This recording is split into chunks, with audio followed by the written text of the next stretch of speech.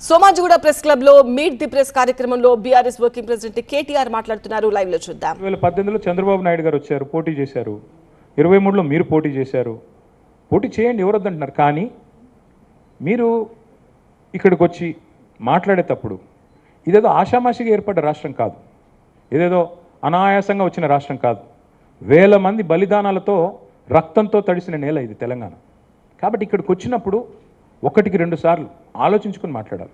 నేను ఒక మాట అన్నారు, ఆయన అడ్డుకుంటున్నారు. ఎవరు అడ్డుకుంటున్నారు మిమ్మల్ని? ఏదో ఊహాజనితమైన ఒక ప్రపంచం సృష్టించుకొని ఎవరు అడ్డుకున్నారు మిమ్మల్ని?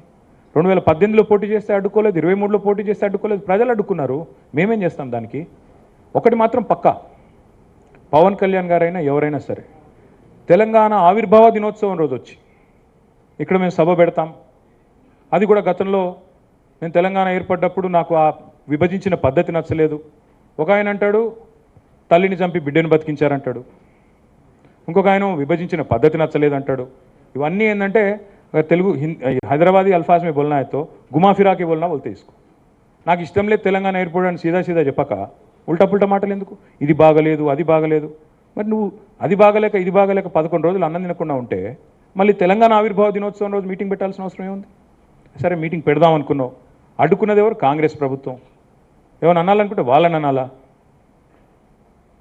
కాబట్టి పవన్ కళ్యాణ్ గారైనా ఎవరైనా ఈ దేశంలో ఎక్కడైనా పోటీ చేయొచ్చు, మాకు అభ్యంతరం లేదు. పోటీ చేశారు కూడా కదా మీరు. 2023 మేబీ ఆ బోత్ కరే మీ అయ్యే జాగీరా. నేను ఒకటి మాత్రం పవన్ కళ్యాణ్ గారు గుర్తుపెట్టుకోవాలి, తెలంగాణ ఖచ్చితంగా తెలంగాణ భూమిపుత్రుల జాగీరు. తెలంగాణ భూమిపుత్రుల జాగీరే తెలంగాణ. ఇందులో ఎవరికి అనుమానం కూడా అక్కర్లేదు. 100% ఈ నేల కోసం కష్టపడ్డ వాళ్ళు, ఈ నేల కోసం పోరాటాలు చేసిన వాళ్ళు, ఈ నేల కోసం త్యాగాలు చేసిన వాళ్ళు, నెత్తురుతో తడిచిన నేల ఇది. ముమ్మాటికి తెలంగాణ ఈ భూమిపుత్రులు ఇక్కడున్న 4 కోట్ల మంది జాగీర్ ఇది. కానీ మీరు రండి, ఇక్కడే ఉండండి, మీ కుటుంబాలు ఇక్కడే ఉన్నాయి, మీ వ్యాపారాలు ఇక్కడ అని ఉండండి. ఎవరొద్దన్నారు? 10-12 ఏళ్లలో ఎక్కడైనా చిన్న సమస్య వచ్చిందండి? నేను అడుగుతా ఉన్నా. మా దృక్పథం ఎట్లాంటిది అంటే, వైజాగ్ స్టీల్ ప్లాంట్ను ప్రైవేటీకరిస్తున్నారు మోడీ ప్రభుత్వం అంటే మేము మద్దతు పలికాం. తప్పు ఇది మీరు చేస్తుంది, పబ్లిక్ సెక్టర్ అండర్టేకింగ్స్ని కాపాడాలని రిక్వెస్ట్ చేశాం. That is our philosophy. ప్రాంతాలుగా విడిపోయినా ప్రజలుగా కలిసి ఉండాలని కోరుకున్నాం. కానీ నిన్న పవన్ కళ్యాణ్ గారు ఇంకొక 2 మాటలు మాట్లాడారు. ప్రాంతీయవాదం అన్నారు. ప్రాంతీయవాదం ఉగ్రవాదం కంటే ప్రమాదం ఏదో అన్నాడు ఆయన. నేను వారికి గుర్తు చేస్తా ఉన్నా, ప్రాంతీయవాదం అంటే మరి పొట్టి శ్రీరాములు గారు 58 రోజుల పాటు ఆత్మ బలిదానం చేసుకున్నారే, పోరాటం చేసి మద్రాస్ ప్రెసిడెన్సీ నుంచి వేర్పడి తెలుగు రాష్ట్రం కావాలి, లింగ్విస్టిక్ బేసిస్గా రాష్ట్రాలు ఏర్పడాలి అనే ఒక ఆకాంక్షతో వారు ఏదైతే పోరాటం చేశారో, లింగ్విస్టిక్ బేసిస్కి వారికి సంబంధం లేదు. మద్రాస్ నుంచి ఆంధ్ర రాష్ట్రం వేరుపడాలని పొట్టి శ్రీరాములు గారు 58 రోజులు నిరాహారదీక్ష చేశారు. అది కూడా ప్రాంతీయవాదం అంటారా? ప్రాంతీయవాదం అంటే నేను ఇంకో ప్రశ్న అడుగుతా ఉన్నా పవన్ కళ్యాణ్ గారిని. మోడీ గారు ఇవాళ ఆయన ప్రాంతం మీద అభిమానంతో, ప్రాంతీయవాదంతో తెలంగాణకు వచ్చిన ఇండస్ట్రీలను కొట్టుకొని పోతా ఉన్నాడు. కేన్స్ అనే పరిశ్రమ ఇక్కడ పెట్టాల్సి ఉంటే, ఇక్కడ ఒప్పందం కుదుర్చుకుంటే మా హయాంలో, మా గవర్నమెంట్లో దాన్ని తీసుకుపోయి గుజరాత్లో పెట్టించారు. మైక్రాన్ అనే సంస్థ ఇక్కడ పెట్టాల్సి ఉంటే, పెట్టుబడి పెట్టేది ఉంటే దాన్ని తీసుకుపోయి గుజరాత్లో పెట్టుకున్నారు. మరి జాతీయవాదం ముసుగులో చేస్తున్న ఈ ఆర్థిక ప్రాంతీయవాదం కరెక్టా? ఏది కరెక్టు? అంటే ప్రధానమంత్రి గారు గుజరాత్కే ప్రధానమంత్రిగా వ్యవహరించడం కరెక్టా? చెప్తారా దీనికి సమాధానం పవన్ కళ్యాణ్ గారు? కాబట్టి ప్రాంతీయవాదం, ఇంకో మాట చాలా విచిత్రమైన మాట అన్నారు నిన్న ఆయన. ఇంకొన్ని రోజులైతే జనగణమన పాడరు. మాకు జనగణమన మాకు నేర్పించాల్సింది ఏం లేదు. దేశభక్తి గురించి మాకు పవన్ కళ్యాణ్ గారి దగ్గర పాఠాలు నేర్చుకోవాల్సిన అవసరం లేదు. ఈ నేల ఆనాడు నిజాం సర్కార్కు వ్యతిరేకంగా పోరాటం చేసిన నేల, కమ్యూనిస్టులు కదం దొక్కిన నేల ఇది. కాబట్టి మాకు పోరాటాలు కొత్త కాదు, మాకు యుద్ధాలు కొత్త కాదు, త్యాగాలు కొత్త కాదు. మాకు వాటి గురించి జాతీయ భావన ఉంది. ఇక్కడ దేశాన్ని గౌరవించే సంస్కృతి ఉంది. వి contribute to the nation. We are less than 3% of India, but we contribute 5% of India GDP. So we don't need any kind of moral lectures are moral policing from. వారు ఆంధ్రప్రదేశ్ ఉప ముఖ్యమంత్రిగా వారిని గౌరవిస్తాం. వారిని ఆంధ్రప్రదేశ్ ఉప ముఖ్యమంత్రిగా డెఫినెట్ గౌరవిస్తాం. ఒక కళాకారుడిగా, ఒక నటుడిగా అభిమానిస్తాం. ఒక సోదరుడిగా ఇంటికి వస్తే బిర్యానీ పెడతా, హైదరాబాదీ బిర్యానీ పెడతా. కానీ వచ్చి మా సెక్రటేరియట్లో కూర్చొని పెత్తనం చేస్తాము మా రాజకీయాల్లో. మరి ఇంకా మొన్ననే కదా వేరుపడ్డది, ఇంత కష్టపడి 60 ఏళ్ళు పోరాటం చేసి మొన్న వేరుపడ్డాం 2014లో. మొన్న చంద్రబాబు నాయుడు గారు రానే వచ్చాయి 2018లో, మళ్ళీ ఇప్పుడు మీరు కూడా వస్తుంది 2023లో. That's all I'm saying. And last word I will like to say on this, Pawan Kalyan గారిది మధ్యన ఓజీ అని సినిమా వచ్చింది. I would like to remind my brother Pawan Kalyan, we have a Telangana OG KCR. ఇక్కడ మా కేసీఆర్ గారు ఉన్నారు, ఆయన చాలు మాకు. He will take care of us, he will take care of the state and our issues. A supplementary. Yeah, I can Ratna, ask about- please. Sir, if I can take a भाई Yeah, Ratna. Yes ma'am. अरे mic तो दो यार.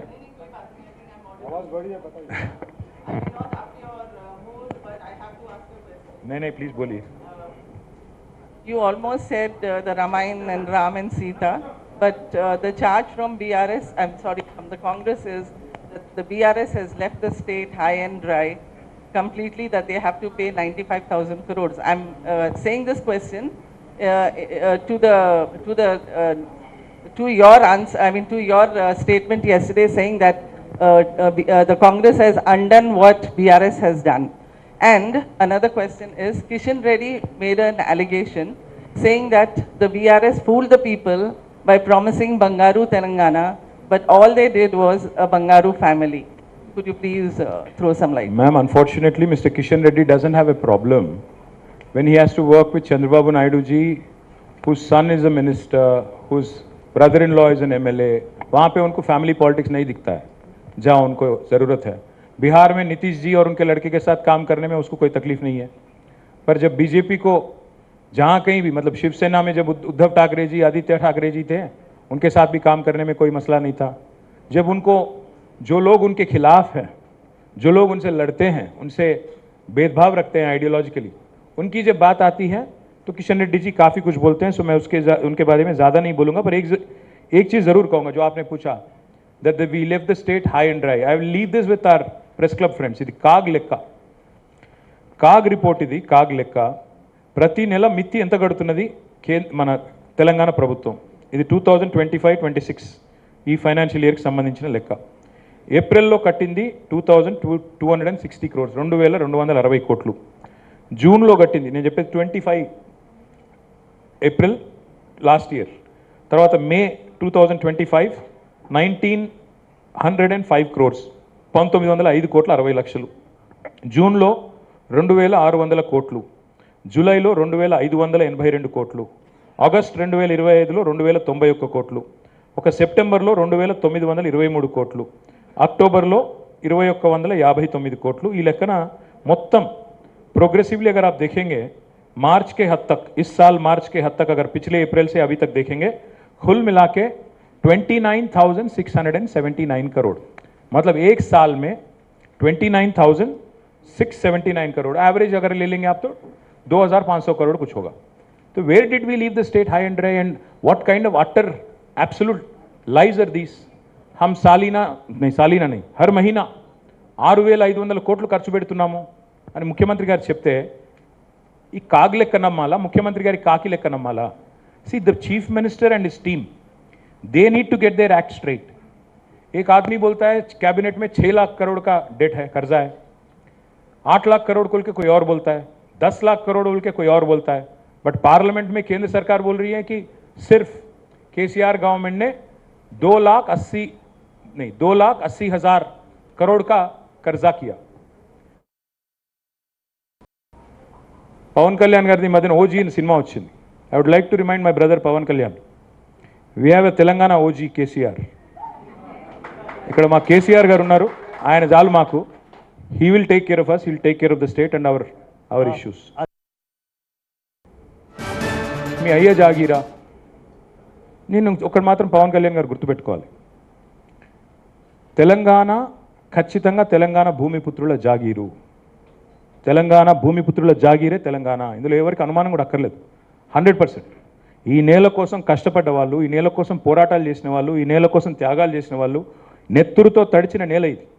ముమ్మాటికి తెలంగాణ ఈ భూమిపుత్రులు, ఇక్కడున్న 4 కోట్ల మంది జాగీర్ ఇది.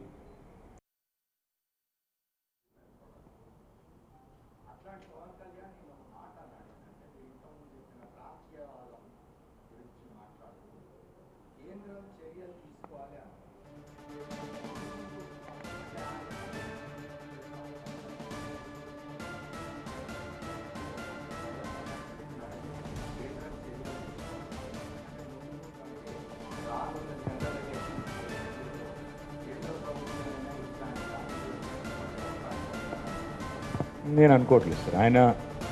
ఆయన ఏదో యథాలాపంగానే ఉన్నారని నేను అనుకుంటా ఉన్నాను. ఎందుకంటే అంత స్థాయిలో లేదు, that is your opinion. Know that is your opinion sir. తెలంగాణను డిస్టర్బ్ చేయాలి అని 2014లోనే ప్రయత్నం చేశారు. కొత్తదేమి కాదు.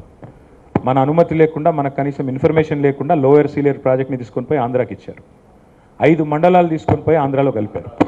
చాలా ఏకపక్షంగా కేంద్ర ప్రభుత్వం చాలా దుర్మార్గంగా వ్యవహారం చేసింది. మనం స్టేట్ వైడ్ బంద్ కూడా పిలిపించారు. ముఖ్యమంత్రిగా కేసీఆర్ గారు స్టేట్ వైడ్ బంద్ కూడా పిలిపించారు. భారతీయ జనతా పార్టీ ప్రభుత్వం, కేంద్రం గత 12 ఏళ్లుగా తెలంగాణకు చేసింది శూన్యం. అందులో అనుమానం కూడా మీకు అక్కర్లేదు. ఐటీఐఆర్ రద్దు చేశారు, బయ్యారముకు కర్మాగారం పెట్టలేదు, విభజన హామీల్లో ఒక్కటి కూడా నెరవేర్చలేదు. ప్రయోగాలు చేశారు. కాకపోతే మధ్యలో సెక్షన్ 8 అడ్డం పెట్టుకుని హైదరాబాద్ను కొంత కేంద్రపాలిత ప్రాంతం చేయాలనే ప్రయత్నం కూడా కొంతకాలం కుట్ర జరిగింది. కానీ ఇందాక నేను చెప్పింది ఊరికే చెప్పలేదు అమర్ గారు. తెలంగాణ యొక్క పోరాట స్ఫూర్తి అందరికంటే బాగా 2 జాతీయ పార్టీలకు బాగా తెలుసు. కాంగ్రెస్కి తెలుసు, బీజేపీకి తెలుసు. మళ్ళీ తెలంగాణ ఎంత ఫాస్ట్గా చార్జ్ అవుతుంది, ఎంత ఫాస్ట్గా అవసరమైతే కదం తొక్కుతుంది కూడా వాళ్ళకి అవగాహన ఉంది. కాబట్టి అట్లాంటి ప్రయోగాలు మనమే చేస్తారని నేనైతే అనుకోను. పవన్ కళ్యాణ్ గారు నేను ఆవేశంగా మాట్లాడినప్పుడు ఏమైనా మాట తూలారేమో నాకు తెలియదు. బట్ నేనైతే అనుకోవట్లేదు, అట్లా జరుగుతుందని అనుకోవట్లేదు. అట్లా జరిగితే మాత్రం ఇంకొక ఉద్యమం మాత్రం అద్భుతమైన ఉద్యమం జరుగుతుంది. దానికి మళ్ళీ బీఆర్ఎస్ఏ నాయకత్వం వహిస్తుంది. అందులో అనుమానం కూడా అక్కర్లేదు. సతీష్ గారు.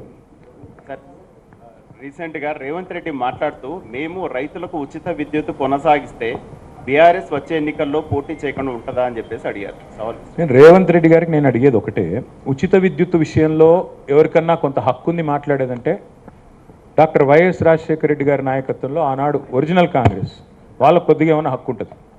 అప్పుడు రేవంత్ రెడ్డి గారు ఏ పార్టీలో ఉన్నారో, ఆయన ఎక్కడున్నాడో నాకు తెలియదు. కానీ ఆయనకు ఉచిత విద్యుత్తు అనే మాట మాట్లాడే హక్కు కూడా లేదు. ఎందుకంటే అమెరికాలో రేవంత్ రెడ్డి గారు తన మనోగతాన్ని స్పష్టంగా బయటపెట్టారు. రైతులకు 3 గంటలు కరెంట్ ఇస్తే చాలు. నేను అనలా ఇది. రేవంత్ రెడ్డి గారు స్వయంగా ఆనాడు పీసీసీ అధ్యక్షుడిగా ఆటాకో తానాకో ఏదో సభకు పోయారో అక్కడ ఎవరు అడిగితే చెప్పారు 24 గంటలు దండుగా 3 గంటలు ఇవ్వాలి. నిన్నగా